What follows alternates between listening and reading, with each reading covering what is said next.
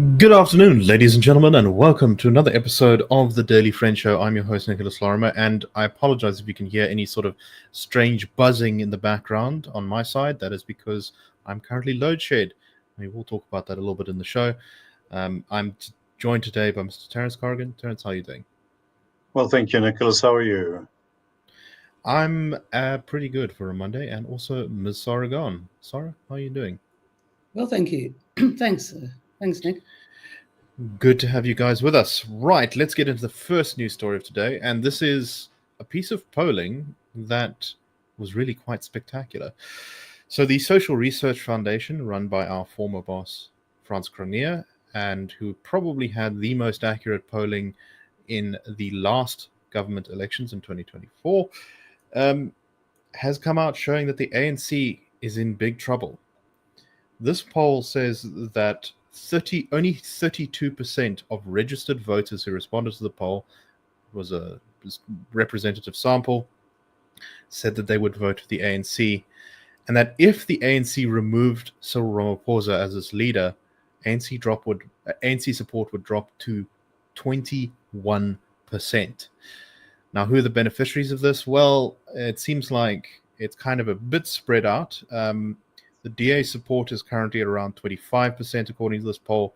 Mkhonto Sizwe at 12, which is a little bit down from what they got in the election.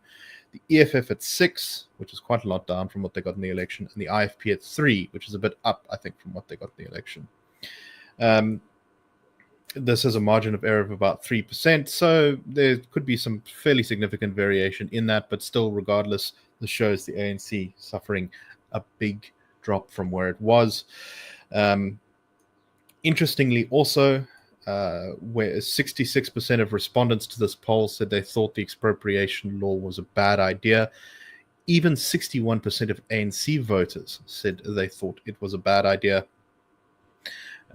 France, in his analysis, said before the bill was signed on May 15th, the ANC support, this is referring to NHI, was 55.9%. After signing it, dropped to 42%. Populist policies are bleeding the ANC dry. He said, we still believe the ANC will attract about 40% of the vote if it launches a strong election campaign, but it's clear that they can no longer take these votes for granted. And the reason he says that is 11% of respondents to this poll were undecided and weren't able to be allocated by the normal methods which polling uses. So there's a lot of uncertainty, there's a lot of fluidity out there, and the ANC could potentially win these voters back. But as Franz points out, they clearly are considering other options very seriously. I believe this is also the first poll where the DA has, in a particular scenario, polled higher than the ANC nationally. When parties were asked who they would vote for if Ramaphosa were removed in a motion of no confidence, 21%, as I said they'd vote for the ANC, but 28% said they'd vote for the DA, which would make the DA the biggest party in the country, although we'd have an extremely divided parliament then, with the largest party getting only 28%. One of the interesting things here is that the DA is finally seeing some breakthrough in its support amongst black voters in South Africa, who have warmed to the party significantly since it joined the GNU. France went on to say the DA needs to show that they can improve the economic situation of these black voters if they want their support. The DA will have to show they can stop the ANC's populist policies before they can attract these voters permanently into their camp. So this suggests, and I'm going to start with you, Terence, that the political realignment in South Africa that I think seriously began with the 2024 elections has not stopped. It looks as though we are moving into a new world where we really will never see another party getting 50% again. It's only one poll, maybe it's an outlier, but I think the SRF has a really good reputation, so we should take this seriously. What are your thoughts? No, I agree. I think that what strikes me as interesting is probably that for MK, for the EFF, and for the AFP minus Ramaphosa, you're probably looking at something like a bedrock support. That's if you put up a broomstick on the ballot with each of those party brands, it's probably more or less what you get. President Ramaphosa, although I'm proud to say I'm one of his fiercest critics in the public square, and I think he deserves it. He is an avuncular guy, and he has a personability that resonates with a lot of people. I think that, and I think what you're seeing with the DA is probably something a little bit different. I don't think that's his bedrock broomstick support, but I think it's in a completely new space. And I think many of those black voters that the SRF talks about are probably people who were maybe skeptical of the DA as a patriotic party, or skeptical of whether they care about people like me, that sort of thing. And I think that by entering the GNU, they dispelled some of this. Now, I also had misgivings about the GNU, and a lot that's happened has reinforced them with me. If anything. But I do look at this from a particular point of view, and I think the people who were thinking that these might be, guys who would sell the country out in a heartbeat, or they want to, white racists who are trying to keep their ill-gotten gains, and you see someone like Leon Schreiber showing up at a Home Affairs office where all the employees are Black Africans, and they're welcoming him, with what seems like a great deal of enthusiasm, as the guy who's showing leadership. And you have John Steenhuisen speaking up for South Africa's interests when Donald Trump is on the warpath against the country. I think those sort of things do convey a message of their own. So that I do think that there is that there is something interesting going on here, and I think also perhaps the last couple of years were just the last chance saloon for the ANC to show that they were going to turn things around.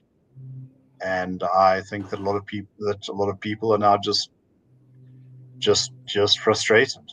I think that the idea that the government's going to step in and improve your education and give you free healthcare and whatever is just not really a credible promise.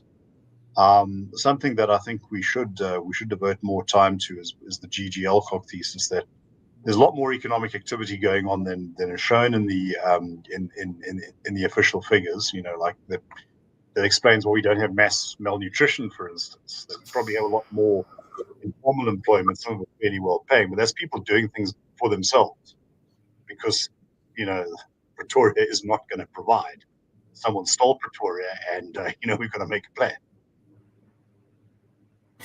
No, well said. I think, Sara, the thing for me about the 2024 election results is, if you just sort of look at them, you see that the DA went, I think, very slightly down nationally from where it was before, or slightly up. I can't remember, but it was not that different. The ANC went way down. MK appeared, and you could make this just simple argument. Oh, voters moved from the ANC to MK. That's the only thing that happened in that election. But if you actually look at the polling about how the election campaign went, you see a much more fluid thing. Of course, there was a point, I think, when the DA was close to 30% in that same polling, which predicted accurately the final result. And the ANC, MK, all these parties bounced all over the place. And I think we're seeing it again in this SRF poll with 11% of voters undecided, that the situation is changing far more, I think, than some of the top line results give the impression of. What's your take on all this?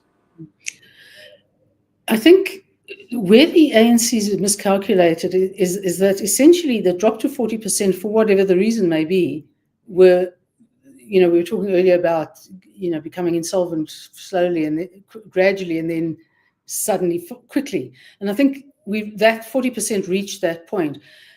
Pretty much consistently since then, polling has shown that the majority of South Africans support the GNU. So they were obviously a combination of, they knew the ANC needed help, and they knew it wasn't going to come from MK and EFF. So you have that sort of consistent response, both against the sort of more radical groups and against the ANC. And I think, given that, and given the sense of the practical sense that something serious had to change, it probably has not done the ANC well to sort of play the DA, and particularly of all the parties in the GNU, and seem to tactically get stuff out of them that made them look pliant. And that's obviously what we've been concerned about and what Terence alludes to. But I would be very surprised that there's an element of that hasn't explained the increasing unpopularity, is the fact that they're not entirely being seen to play the game. They seem to be throwing their weight around. And certainly, I mean, I don't know whether the poll predated last Wednesday, but with the 2% VAT increase gone up in smoke, I think that would have resonated very much on the side of it's the ANC that may be making the GNU tremble. It's not the other parties. And so in that respect, I think the ANC is kind of very much sort of behind the curve on what the voters are actually looking at. And I think there's a realization that unemployment is still a crisis. There's a realization, or no, there isn't a realization perhaps on the ANC part, but that we are increasingly urbanizing, and the majority of South Africans live in urban centres.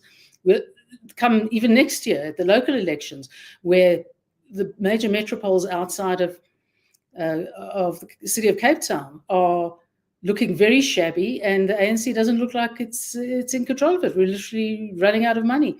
And I think all of those things are going to have a very good chance of making that slide to 21% a reality. And particularly as, you know, I think at this stage, the ANC would have to achieve quite a lot for people, the ordinary people, to actually climb back to that 40% in a vote. And I think the next year's local elections are going to be could be very telling in that regard.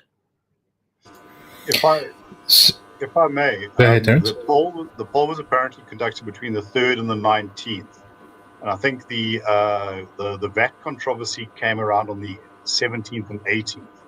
So there may be some impact, but I don't think it's determinative. But limited. So that depressed their results, the ANC results somewhat, maybe elevated the DAs.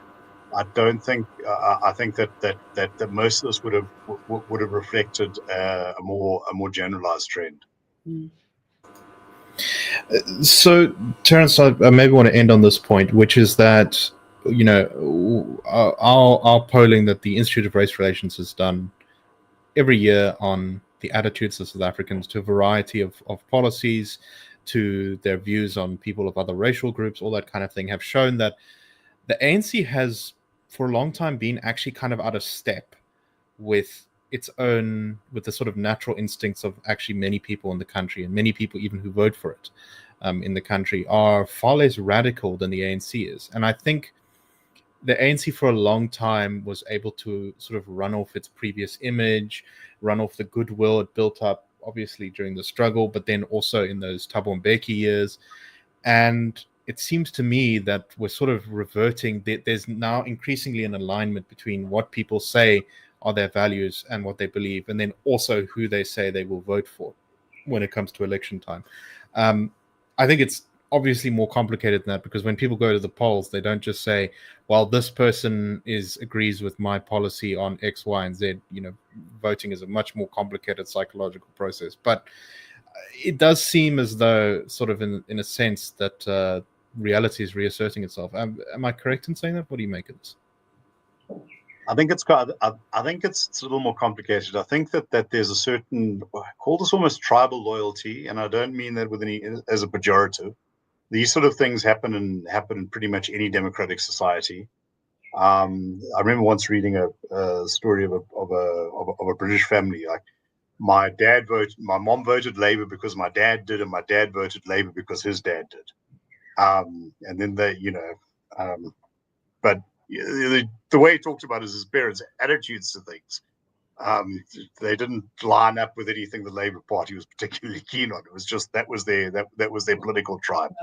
Now, I think that a lot of that happens in South Africa. I think that there's a sense that, you know, being ANC was part of a lot of people's identities. They and I think particularly around election time, when people get excited about things, you don't want to kind of be out of step with your neighbors. And the ANC played on this very well. They'd have these, cavalcades of cars and motorcycles that would go into towns, and they would set up rides and everything. And you don't want to be left out, so you just kind of jump on, and I think you might not be wild about a lot of what's happening. There's corruption, whatever, but you figure that it's okay. It's not the end of the world. Things will just be what they are. And maybe you don't see much prospect for improvement. So this is kind of what you have. And if you've got your little side hustle, selling vet cook or whatever on the side of the road, and that's enough to keep you alive, then it's not a bad life. I think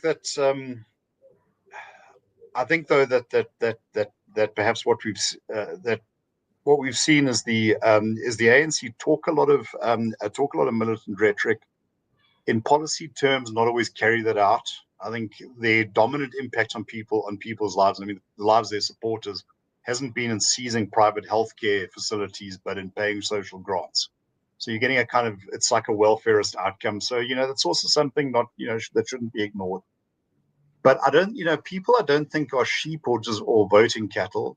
And I do think that there's probably enough understanding that Joburg is going to the dogs, that this corruption thing is out of control, that things were supposed to improve. If we gave the ANC like the 15-second chance, and now we have the GNU, and I imagine there's also a sense of what is Ramaphosa doing? Just sort out the problems. Don't play games. So I think some of what they've done has probably was blown up in their face, and not in suburbia, but on the dusty streets of our townships. No, exactly. And this, as you said, this is going to be really interesting to follow going forward into the local government elections. Okay, let's talk about the lack of lighting in the room, which is that load shedding returned kind of all of a sudden. We had, 1 day of load shedding when we were at, stage 2 or something, just before the State of the Nation. And it was kind of, it's a temporary blip, And then all of a sudden, we just slammed into stage 6 load shedding, kind of without any sort of warning. There were some analysts, I think, who were talking last week. I did notice someone talking about how the emergency diesel generators had been running a lot on Eskom's part to keep the lights on, and that's always a warning sign that things are getting a bit dicey.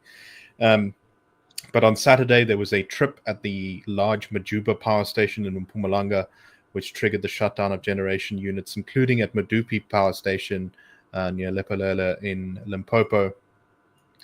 Chris Yelland, who's a often quoted energy expert, said that this was an indication that something pretty large scale was not going so well. He said, quote, "The fact that the overloading and tripping of a single transformer at the Majuba unit could have caused a cascading series of trips of all generator units at Majuba may indicate a protection or control system weakness and a lack of dual redundancy." Basically, Eskom lost a huge amount of power because of this one fault, and that there are certainly, it seems, areas of maintenance and systems management that are being neglected or have been neglected by Eskom recently. The electricity and energy minister, Ramakopa, said that this was all, just a final thing, and that soon Medupi Unit 4, which blew up in 2021 and has been under repairs ever since, would come back on over a month later than scheduled, and that Kubo power station will also come back because some of it was down for maintenance a month later than scheduled. And then this may be the final days of load shedding. When we saw the big reduction in load shedding, Sara, I must admit I was rather surprised. And this re-emergence of load shedding is far more what I was kind of expecting the situation to be. What do you make of all this? Harnessing my eternally Eskom skeptic self, it was a shock because it was a surprise, but I'm not surprised because I think to a large extent there's so much we don't know about what Eskom's done. I think the change in regime, what's not been dealt with much lately is that plethora of information about criminality and sabotage at Eskom. And I think my skeptical side says that essentially the people put in place were able to persuade the crooks and the mafias for the sake of actually having something to survive into, to stealing from further. They stopped the criminality. They got the maintenance done, which had been begging to be done. But they also came late to maintaining power stations that are 40 years old. So the chances that they weren't going to get everything or something was going to catch them unawares, I think, has always been great. And then one forgets, of course, that Medupe is badly designed. I mean, so what one's essentially seeing is the seeming year-long turnaround into something that had been in that cycle of corruption, cadre deployment at its very worst. It just seems slightly unlikely. When I also heard that the diesel supplies are running low, I thought, my God, it probably what's kept the lights on while the EU was here. And after that, it just, it's just like falling off their chair. They couldn't balance it anymore. So I'm not entirely surprised, and I am still skeptical, and I am not convinced that, that they've done certainly some of the work that's enabled them to avoid load shedding, but also there's no demand. I mean, the economy is up a creek. The demand isn't there. And in fact, the demand would really be up a creek because they wouldn't have the electricity to support a growing economy. So between that and the state of Johannesburg, I think I would be very interested to be amongst almost any of the opposition benches next year. Yeah, it is really just kind of terrible luck, I think, for them going, or not luck, but terrible optics for them going into the ANC, going into the local government elections if this isn't nipped in the bud. I can't remember, Terence, someone in our morning meeting, I can't remember exactly who it was that they had with our colleagues, said that, we shouldn't be surprised this sort of thing is happening, because while various things have happened to put Eskom in a better position, slightly more focus on certain types of maintenance, I think 7,500 megawatts of power was under planned maintenance when load shedding happened, which is a lot. It's a significant chunk of our system. That there's been a bit more focus on that. There's also been a reduction in demand because so many people have switched to energy saving things. They've put in solar systems. They've basically pulled themselves away from the grid. But that there wasn't the major reforms that would have been actually needed at Eskom to turn things around. And so it's no surprise that things have come back exactly as Sara was saying. We should have seen this coming. What do you make of all this? Yeah, look, there's also the issue of the time and cost overruns of Medupe and Kusile. I mean, they were supposed to be, I think, fully online by 2021. Yeah. And I think we got something like threefold over budget. And then, oops, we discovered that the designs weren't so great. And I've heard some stories from people associated with that. And they are less than salutary.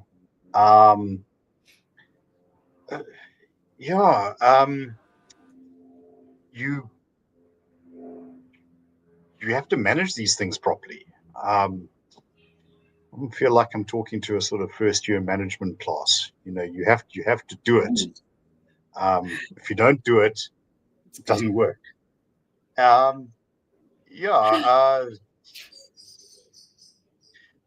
This just, if I can just ramble for a second, this is what makes so many of these big ideological debates we have just complete nonsense, because it's not like if it gets Swedish or German standards of efficiency, we don't get to Cuban or Venezuelan standards.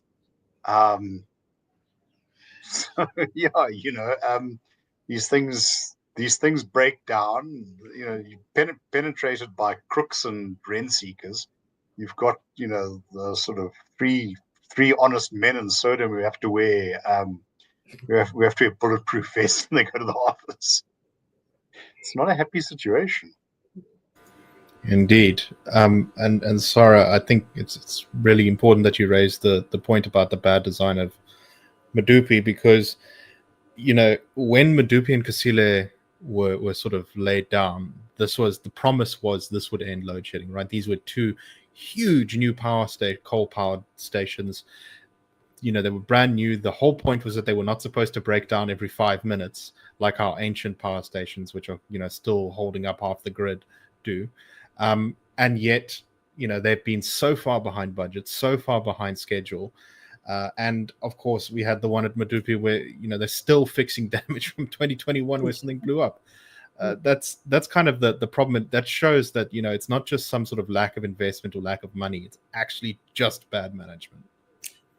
Well, bad management plus corruption. I mean, if you think about it, Medupi and Kusile, which are behemoths, as you say, they're still repairing the unit that blew up in 2021 in Medupi. Kusile, they're still bringing on the last unit. It isn't there yet, but they say it soon will be. This is 2025, guys. So I suppose you have to remember that the kleptocracy cadre deploying ANC was in government at the beginning, middle, and not yet the end of the build of Medupi and Kusile. And I think that says it all. Yeah, well, exactly. Look, I remember President Ramaphosa, one of his missives to the public, and a thing that gets my blood pressure up whenever it's low. He wrote about this visit to Medupi once, and it was very Freudian about how big and strong and tall and phallic all these things were. And I don't know, it looks like they're shooting blanks. If they're shooting a drone. All right, let's move swiftly on before we get stuck in that particular mess. And just something, Terence, that you wrote recently in response to a piece that was published in Reuters. A lot of the debate around South Africa, land reform, expropriation, all these things, repeats certain narratives, certain claims about the state of land ownership in South Africa. And one is that 72% of all land is owned by whites and 4% is owned by black people. Now, this is a claim that's made out there, but Terence, you sort of explained in this piece why that is just, even though that's a popular sort of statistic thrown about, it's just not true.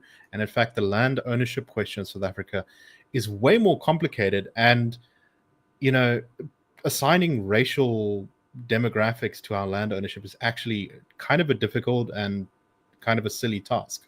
What are your thoughts on this? Okay, right. Everyone listen up, folks, because I've been, if I had 5 cents for every time I've had to make this argument and publish it, I would have, any money at all.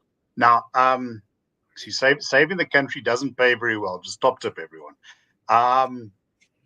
If you have a house in 10 years' time, you can give me a pension.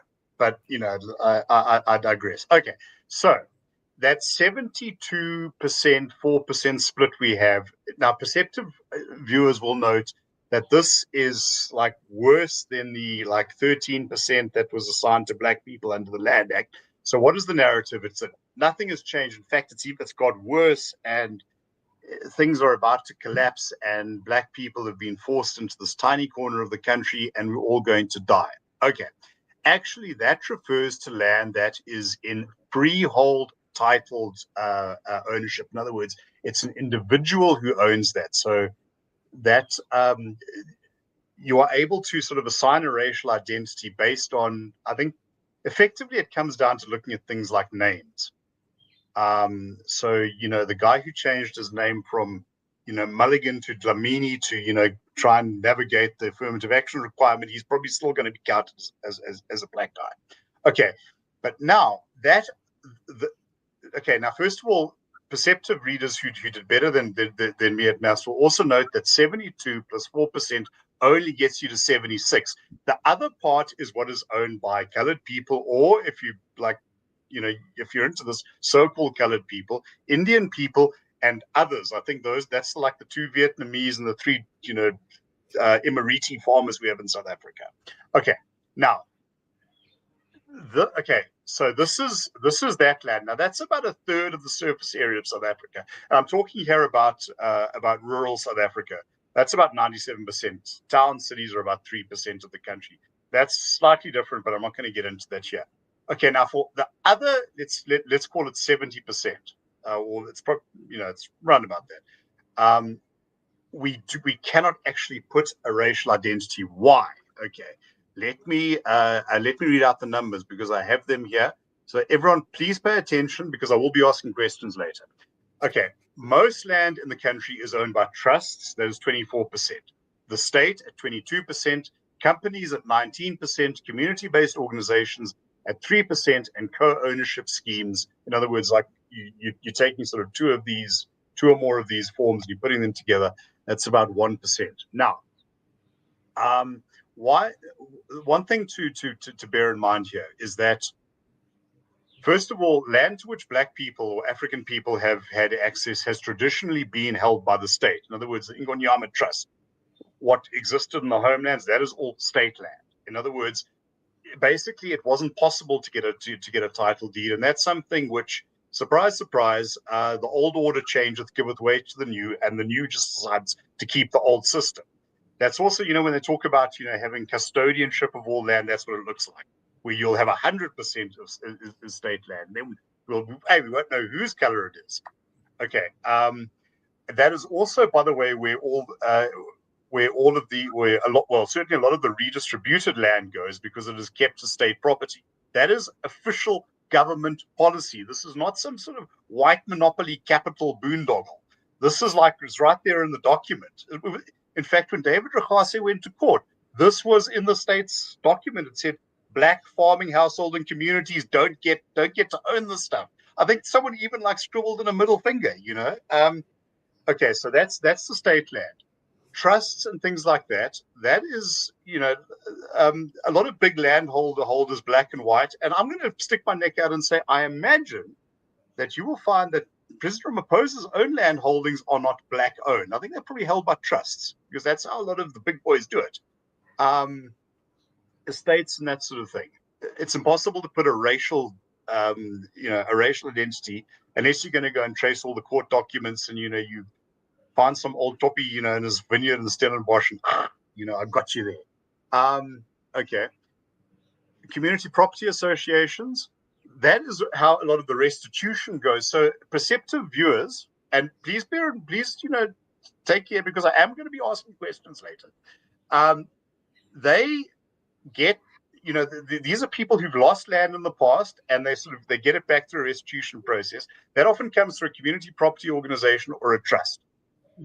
Now, it's interesting that if we focus on the 72.4%, we get a narrative about how nothing has changed, and we've got to put those white Boers in their place, because, as the Reuters journalist said, there's a suspicion that white farmers are hoarding the land. I think they took it all and put it in their cupboard. Which I don't know, they got a bigger cupboard than I do. But anyway, so yeah, okay, fine. If that gets you a job at Reuters, I'm happy.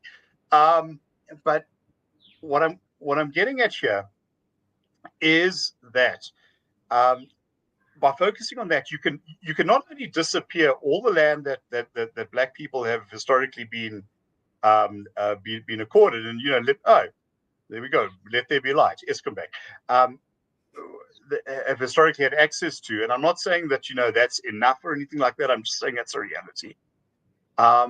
You disappear the whole policy that says Black people don't get to own their stuff, and you also get to disappear all the restitution, because very, very little of it comes through individual titling. I'd say as good as none at all. So what do? We end up sort of arguing about these numbers that don't actually tell you very much. Okay, now everyone, please get out your pens, because I'm going to ask you questions, and you can sort of put them at the bottom.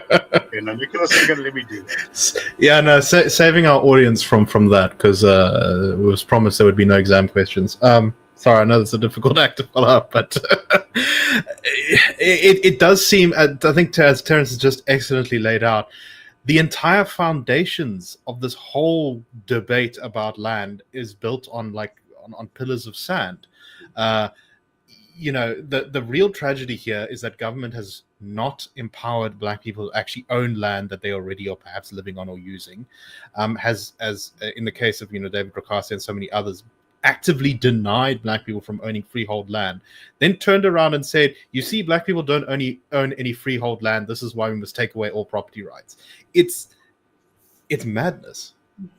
It's not any madness. It's criminal, and I mean that in the broad sense. I mean, I'm sure it's criminal in all sorts of other senses as well. But then that is this is not misinformation. I mean, for some people it's misinformation, but it's disinformation. It's a myth. It's about myths, and it's the same myth that the ANC liberated this country, and the ANC was this fantastic, struggle body. I mean, its own Russian masters declared it to be one of the worst liberation armies in Africa, if not the worst liberation army in Africa. But I'll go to another point just to avoid being in the line for being asked any questions. What's really serious on a media level is that Reuters, which is one of the big news passing organizations where legacy media goes to collect its news, has bought into this myth. And one has seen it on steroids in relation to the Israel-Palestinian conflict. Is people getting sources from sources like Reuters and AP and other biggies, opinion. I mean, this is essentially opinion, and it's lazy journalism, and nobody's done any homework. And yet these are, I mean, this should, to me, should really be the final death knell for the legacy media that relies on sources of this nature at all. And I think it's sort of it's under considered in what is ultimately going to destroy the legacy media. So how's that for another completely different take? There we go. We've just got fire takes coming in. You guys put them right at the end of the show. I don't know. Maybe that's my fault. Maybe we should have done the land first. But anyway, thank you very much, everyone, for watching. We are quite a bit over time, but I hope that you found this show interesting. Terence, that was some of your finest work. And we will be back. And educational, remember? You're never too old to stop learning. Yeah, you see, this is why the Daily Friend is the best facts-based podcast out there. But anyway, we'll see you all tomorrow. Cheers, everyone, and have a wonderful day.